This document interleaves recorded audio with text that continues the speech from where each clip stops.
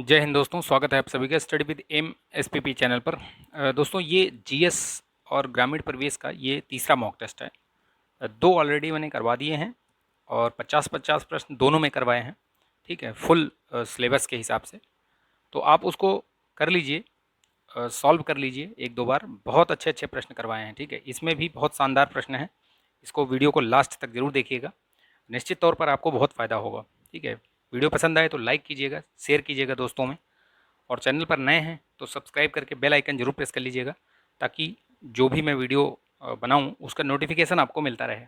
ठीक है, परीक्षा से संबंधित या किसी भी तरीके की जानकारी आप तक पहुंचती रहे। आप पीडीएफ वगैरह के लिए टेलीग्राम चैनल लिंक दी हुई है, उसको भी ज्वाइन कर सकते हैं। ठीक है, चलिए शुरू करते हैं प्रश्न को विदाउट एनी डिले। देखिए, शतपथ ब्राह्मण और तैत्रीय ब्राह्मण के बारे में इसमें पूछा है कि कौन सा ये किस मूल पाठ हैं, ये किसके हैं, मतलब किस ग्रंथ के हैं ये।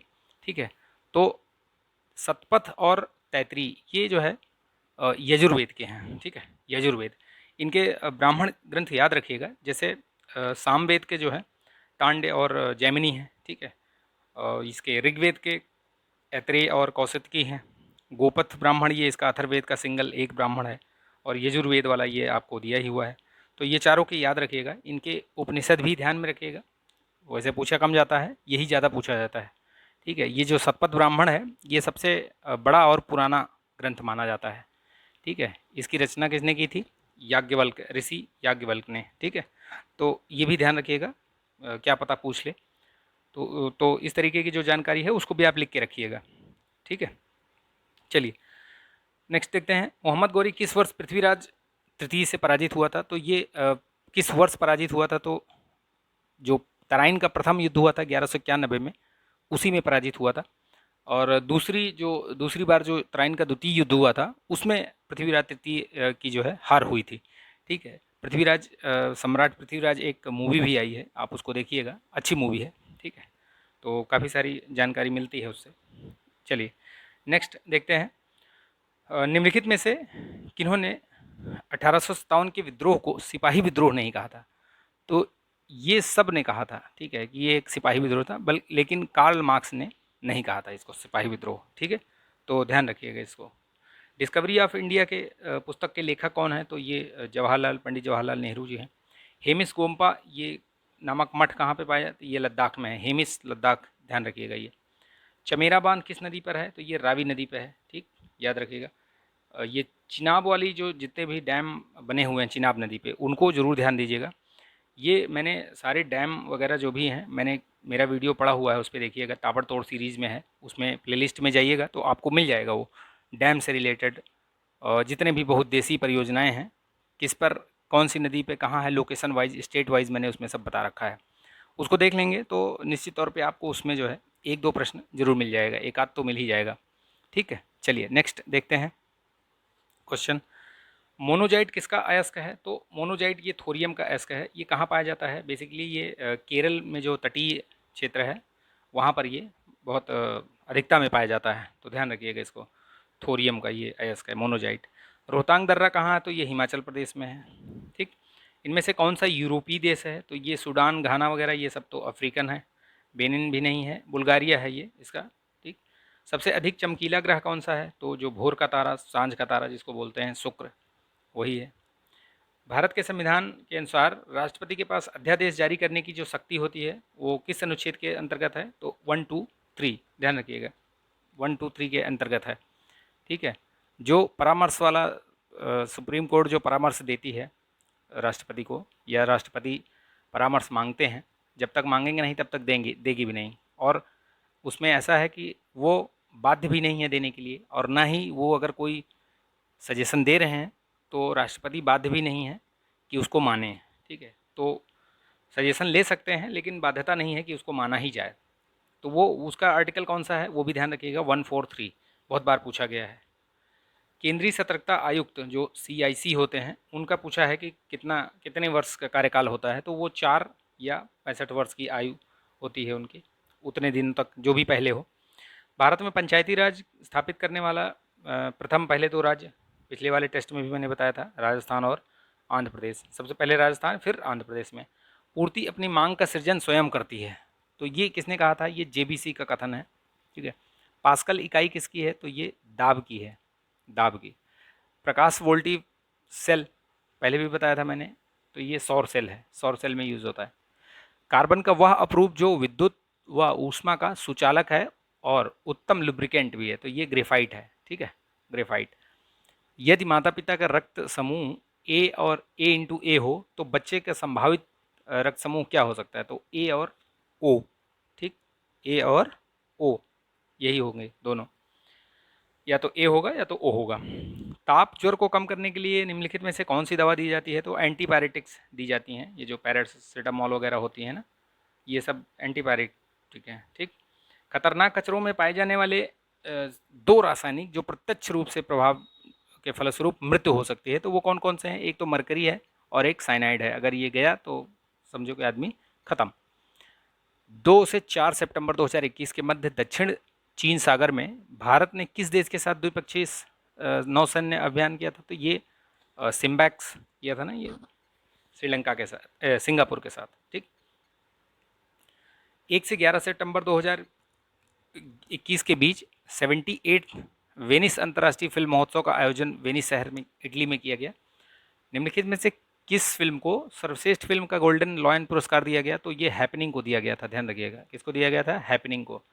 भारत के संगठन को यूनेस्को किंग सेजोंग साक्षरता पुरस्कार दिया गया था, तो ये राष्ट्रीय मुक्त विद्यालय शिक्षण संस्थान NIOS बोलते हैं ना, national institute for open schooling, ठीक है, तो NIOS इसको मिला था।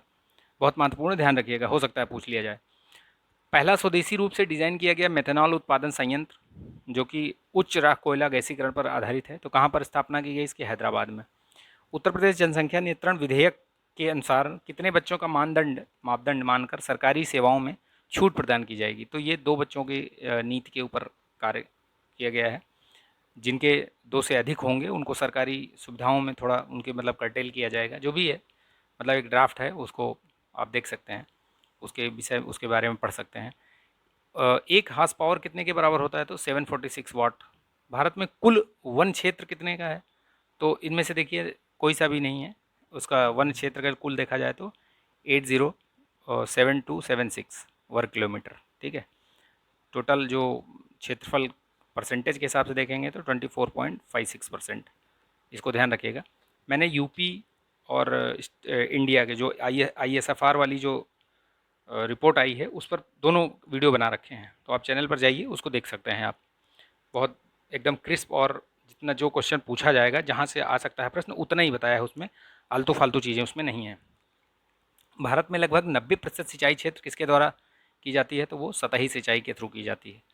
भारत में ग्राम पंचायतों की संख्या है तो वो गैर आबादी वाले गाँव से अधिक है, ठीक है, ये ध्यान रखिएगा, गैर आबादी वाले गाँव से अधिक संख्या है उनकी।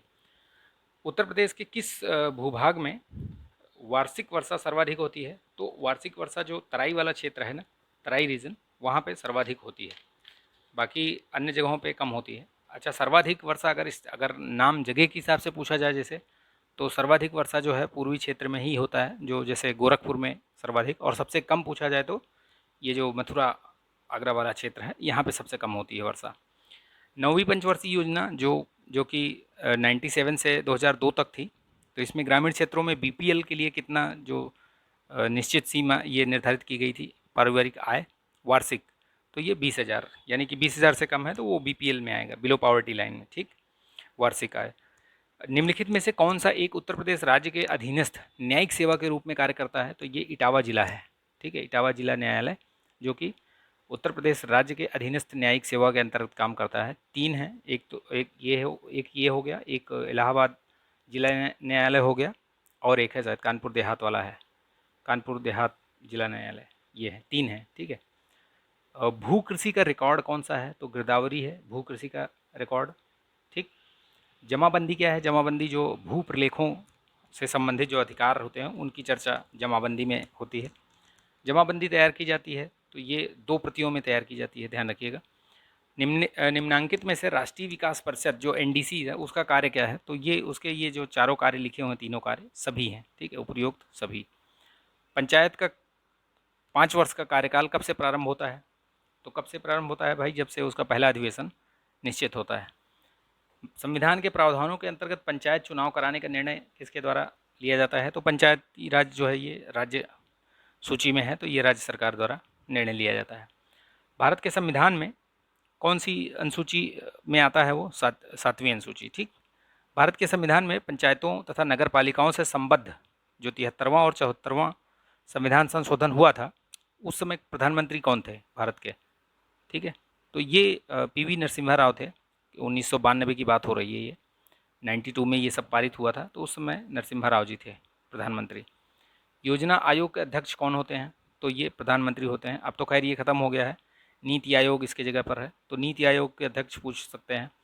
चूँकि अभी उसके जो उपाध्यक्ष और सीईओ दोनों बदले हैं, तो उसको ध्यान में रखिएगा, दोनों चेंज हुए हैं। ठीक है, इनके जो उपाध्यक्ष थे वो भी चेंज हो गए हैं। अभी कौन है आप कमेंट करके बताइएगा। और जो सीईओ हैं वो भी अभी कुछ दिन पहले चेंज हुए हैं, तो दोनों को ध्यान में रखिएगा, हो सक पूछ लिया जाएगा। बहुत महत्वपूर्ण संस्था है ये। नीति आयोग से प्रश्न बनता ही है, कोई सी भी मतलब किसी भी स्टेट का एग्ज़ाम हो, कोई सा भी एग्ज़ाम हो, छोटे से छोटा और बड़ा से बड़ा, सब में नीति आयोग से पूछा जाता है। 5वीं पंचवर्षीय योजना के दो प्रमुख उद्देश्य में से एक तो गरीबी निवारण था, गरीबी निवारण का नारा दिया था ना, और दूसरा क्या उद्देश्य था? आत्मनिर्भरता, आत्मनिर्भरता की प्राप्ति। ठीक है, ए याद रखिएगा। भारत की 9वीं पंचवर्षीय योजना, अभी थोड़ी देर पहले ही प्रश्न में देखा था हमने, 97 से 2002 तक, तो ध्यान रखिएगा इसको। पंचवर्षीय योजनाओं के कार्यकाल याद रखिएगा, उनके जो नाम हैं 4-5, जो शुरुआती 4-5 हैं, उनके नाम जरूर याद रखिएगा। जिन्होंने उसको शुरुआत करने में महत्वपूर्ण भूमिका निभाई थी, उनके नाम पे, जैसे हैमरडोवर मॉडल, महाबलोनिस मॉडल, ऐसे करके ना वो सब नाम याद रखिएगा। 4 या 5 तक है शायद, 5 तक के नाम हैं उसमें, तो आप उसको याद रखिएगा। पंचवर्षीय योजना मेरा बनाया हुआ है एक, देखिएगा 5 ईयर प्लान का एक वीडियो है, उसमें मैंने सारा बता रखा है, देख लीजिएगा आप। भारत के राज्यों में से कौन सा राज्य चावल का सर्वाधिक उत्पादन प्रति हेक्टेयर के बारे में पूछ रहा है? वैसे अगर पूछा जाता टोटल तो पश्चिम बंगाल है, लेकिन अगर प्रति हेक्टेयर की बात कर रहे हैं तो पंजाब में प्रति हेक्टेयर उत्पादकता जो है वो, ये बेसिकली उत्पादकता की बात कर रहा है, तो पंजाब में सर्वाधिक है। निम्नलिखित राज्यों में से किसमें दलहनों का उत्पादन सर्वाधिक होता है? तो दलहन जो है वो मध्य प्रदेश में सर्वाधिक उत्पादित। बहार किसकी प्रजाति है? तो ये अरहर की है। ठीक है, निम्नलिखित में से कौन महात्मा गांधी राष्ट्रीय ग्रामीण रोजगार गारंटी अधिनियम के अंतर्गत लाभ प्राप्त करने का पात्र है? तो कोई भी जो भी परिवार है, किसी भी परिवार का सदस्य जो है वो अपना जॉब कार्ड बनवा के और मनरेगा के अंतर्गत कार्य कर सकता है।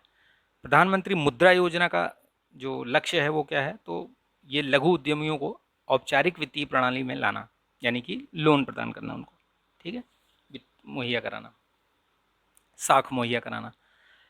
राष्ट्रीय ग्रामीण रोजगार गारंटी कार्यक्रम के अंतर्गत एक वर्ष में कितने दिनों के लिए ये गारंटी दी जाती है? तो 100 दिनों की। ठीक है, ये भी कुछ शायद बढ़ाया गया था जब कोरोना काल का टाइम आया था, तो ये 120 दिन शायद कर दिया गया है, या राज्यों ने किया है, तो बताइएगा आप कमेंट करके। प्रधानमंत्री जन धन योजना की शुरुआत कब हुई थी? तो ये 28 अगस्त 2014। अभी बहुत सारी योजनाओं का 7 साल पूरा हुआ है, यानी कि 2014 और 15, 2014 और 15 में जो भी योजनाएं शुरू हुई थी उनको ज़रूर देखिएगा एक बार, क्योंकि उनके 7 ईयर्स कंप्लीट हुए हैं अभी, तो उस तरीके के प्रश्न पूछे जा सकते हैं कि कब शुरुआत हुई, या इनमें से कौन सी ऐसी योजना है जिसके 7 वर्ष अभी पूरे हुए, तो वो सारी चीज़ें आप याद रखिएगा, एक बार देख लीजिएगा। योजनाओं से संबंधित भी वीडियो है, मैंने बना रखा है। तो ताबड़तोड़ वाली जो सीरीज है ना, उसको आप देखेंगे तो उसमें यही सारे चीज़ दिए गए हैं, जहाँ पे मोस्ट प्रोडक्टिव जो टॉपिक्स हैं, जहाँ से प्रश्न बनते हैं इर्रेस्पेक्टिव ऑफ कोई भी एग्ज़ाम हो, किसी भी आयोग का, किसी भी स्टेट का, तो वो सब मैंने उसमें बना रखा है। उत्तर प्रदेश में मिड डे मील कार्यक्रम कब शुरू हुआ था? तो ये 95 में शुरुआत हुई थी इसकी। उत्तर प्रदेश का राजकीय पक्षी कौन सा है? तो सारस है। इसके सारे चीज़ याद रखना, जैसे राजकीय पक्षी हो गया, राजकीय वृक्ष कौन सा है, ठीक है, राजकीय फूल कौन सा है, पलाश, ठीक है, ये इस तरीके से राजकीय चिन्ह कौन से हैं, ठीक है, 2 मछली, तीर धनुष, ये वाले, ठीक, तो इस तरीके से याद रखिएगा। तो ये 50 प्रश्न मैंने आपको करवा दिए अभी, ठीक है। आई होप कि ये वीडियो और क्वेश्चंस आपको अच्छे लगे होंगे, और अच्छे लगे तो प्लीज़ लाइक कर दिए करिए, ठीक है। लाइक करने में कुछ नहीं जाता, हमारा थोड़ा मोटिवेशन बढ़ जाएगा, तो आप इसको प्लीज़ लाइक कर दीजिएगा। और जो भी कुछ अगर कुछ डाउट है तो वो आप कमेंट सेक्शन में पूछ सकते हैं। ठीक, तो पढ़ते रहिए आप लोग। टाइम अभी आपको मिला है 1 हफ्ते, तो जोर लगा दीजिए आप। जो भी आपका पोर्शन थोड़ा वीक लग रहा हो उस पर थोड़ा जोर लगाइए आप। ठीक है, चलिए मिलेंगे नेक्स्ट वीडियो में, तब तक के लिए अपना ध्यान रखिए, स्वस्थ रहिए, मस्त रहिए, बिंदास रहिए। जय हिंद। अच्छा, एक बात और बताना चाहूँगा मैं। अभी जो 17 तारीख को LDA इसका एग्ज़ाम हुआ था, यूपी ट्रिपल एस सी ने एक एग्ज़ाम करवाया था ना, यूपी ट्रिपल एस सी का एग्ज़ाम हुआ था, जिसमें ये सप्लाइंस फूड इंस्पेक्टर वगैरह का था और LDA का था। ठीक है, उसमें देखिएगा आप, वैसे तो वो एग्ज़ाम मतलब अभी हुआ है, उसमें करंट अफेयर्स बहुत एकदम जो बहुत नज़दीक का पूछा था। यानी आप मान के चलिए कि देखिए 17 तारीख को ये एग्ज़ाम हुआ है और 8 जुलाई तक का करंट उसमें पूछा है। ठीक है, तो ये चीज़ ध्यान रखिएगा आप। ठीक है, लेकिन एक चीज़ और है कि ये जो एग्ज़ाम हुआ था इसमें बच्चों की संख्या बहुत कम थी। ठीक है, इन्होंने 76 सीटें थी टोटल, और इसका अगर 15 गुना आप देखेंगे तो 15 छक्का 90 और 15 सत्ते 105 और 9 5 14, लगभग दो ढाई हज़ार बच्चे ही इन्होंने बुलाए रहे होंगे अगर इस हिसाब से लिया होगा। तो 2-2.5 हज़ार के लिए इनको ज़्यादा पहले से तैयारी करने की ज़रूरत थी नहीं। ठीक है, एक ही एग्ज़ाम सेंटर में, एक ही हॉल में, या एक ही आयोग वाले उसमें बुला के एग्ज़ाम ले लिया होगा, और इनको पेपर बहुत ज़्यादा बनाना नहीं था। तो ये पहले से कोई तैयारी बहुत ज़्यादा पहले से नहीं करी, इस वजह से इन्होंने ये जो एकदम लेटेस्ट वाला था, रीज़न यही था इसके पीछे। ठीक है, तो ये चीज़ भी ध्यान रखिएगा, डरिएगा नहीं कि लेखपाल वाले में भी एकदम नज़दीक तक का आएगा, नहीं, बिल्कुल नहीं। ठीक है, आप ये मान के चलिए जो पिछला 19 जून को इन्होंने सोचा था, अगर आप मान के चलिए कि 19 जून, अगर 19 जून को एग्ज़ाम होता तो ये 1 महीने पहले, लगभग 20 से 25 दिन पहले ये तक का करंट मान के चल सकते हो। लेकिन फिर भी सेफ साइड में आप 30 जून तक का करंट जरूर पढ़ लीजिएगा। ठीक है, 30 जून तक का करंट, एटलीस्ट जनवरी, जो अभी जनवरी 2022 से लेकर और 30 जून 2022 तक, मतलब ये 6-7 महीने का जो करंट है, इसको जरूर एकदम घोट के पी जाइएगा आप। ठीक है, इन्हीं में से प्रश्न आएंगे। एक आध प्रश्न भले बहुत पीछे से पूछ लिया जाए, एक दो प्रश्न, एक आध प्रश्न, बाकी जो आएगा मैक्सिमम यहीं से आएगा। तो चलिए, आई होप कि ये चीज़ आपको, ये जानकारी भी अच्छी लगी होगी और ठीक लगी होगी। तो प्लीज़ इसको लाइक कीजिएगा, शेयर कीजिएगा। मिलेंगे नेक्स्ट वीडियो में, तब तक के लिए अपना ध्यान रखिए, स्वस्थ रहिए, मस्त रहिए, बिंदास रहिए। जय हिंद।